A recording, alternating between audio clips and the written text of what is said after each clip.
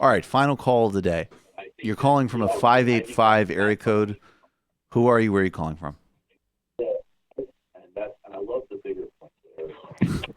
585. Are you Hello? there?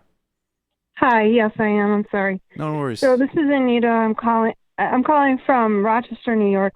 Hi, Anita. I just What's on had your two mind? quick points. I know you got it. I know you Okay. guys got to go pretty soon, but the one thing I wanted to say is we do actually have to pick up the slack for Bernie phone bank, buy a shirt, Mm-hmm. monthly donations, because when you do a monthly donation, that means they can project into the future what they are going to be using those costs for, such as commercials and other kinds of like programs like to support him and his campaign.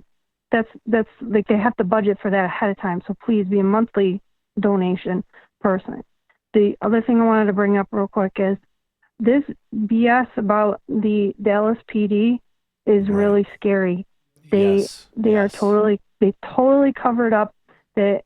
I mean, okay, let me start from that witness, Mr. Brown, who came out and said that he saw the lead cop that killed her neighbor by quote by accident or whatever. She still did it. He testified, and now all of a sudden he dies from a gunshot to the mouth and to the chest. And he's a black man in Texas, and he went through all the trouble to testify, even though he seemed very scared and very uncomfortable on the stand. He put himself out there, and now he died in a way where you know that it was just like, this is what happens to snitches. This is what happens to people that talk. And on top of that, now they're trying to smear him and pretend like like it was a drug deal Well, gone bad, let that me he was just a big say, time, and I you have know. to, say this on like some level. I'll put it this way, and I talked about this extensively last night. We don't know what happened. We don't know why it happened. Yeah. And I'll say this: what the Dallas PD said happened, I absolutely 1000% do not believe. I believe, and if I had to wager money, that he was killed for retribution. That's what I believe and think. That's what every Mhm. fiber of me thinks. And more broadly, and thanks for bringing this up, this is a really important story. When you, even the discourse of, I see some people dismissing it. Oh, that's a conspiracy theory. What, why would they want to do it? Well, first of all, they would want to do it if they did it theoretically for one, retribution. Two, by the way, Mr. Brown was set to testify in a civil suit against the city as well.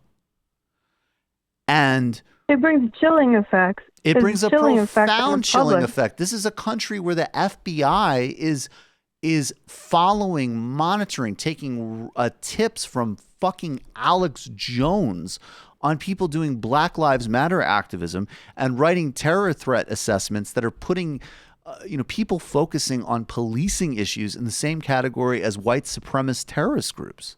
That's where we are. I wouldn't, and incidentally, look, let's just think this out for a minute. This guy testifies in a case where a police officer went into a man's home and murdered him. That's what happened. Now, I could be Mhm. wrong on this, but I'm very transparent. I am loath to be in a position to demand longer sentences for anybody, just to be honest. But the reality is, she got 10 years. We know that if this was any other configuration of people, that would be a life sentence, or in Texas, I would imagine the death penalty. She gets 10 years for this. So, This but guy, the fallout. let me just finish. This guy Yeah, goes, I'm sorry. no, it's fine. I just want to really spell this out. And because I really appreciate you bringing this Yeah, up. I wish I did this before, yeah. but hang on the line. Then we are led to believe, and incidentally, this goes back to after Botham Jean was murdered, supposedly they found marijuana at his house, which A, irrelevant. B, I don't believe you. Again, I don't believe you. Now we go to, okay, this guy just testified in a nationally important trial of a police murder that was so flagrant that she actually did get some jail time. That's how insane and racist this society is. Then he goes back to his house, calls people from Louisiana to do a weed deal in front of his apartment. They murder him execution style. And as far as I know, and correct me if I'm wrong, anybody, I don't even think the Dallas police in their report said that they took money from him. I mean, who kills somebody in a drug robbery and doesn't take something? This happened within. This guy is terrified, exposes himself to all sorts of threat. 48 hours later is in front of his house doing a weed deal with people from out of state. He doesn't even go a couple of miles to a parking lot somewhere else. Are you fucking kidding me?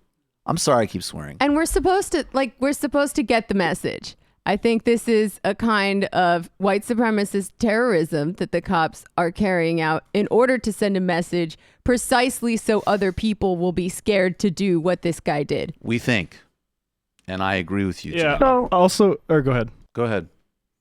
Oh, no, I want to get Matt. Go ahead, please. Well, I just say also in the genre of things we don't know much about other than we know what we believe. I know what I believe with regards to lots of mysterious deaths with regards to Ferguson activists, for instance. I think I believe what you believe, Matt. I think there's a very, very dark part of this country that a lot of people, frankly, aren't prepared to confront.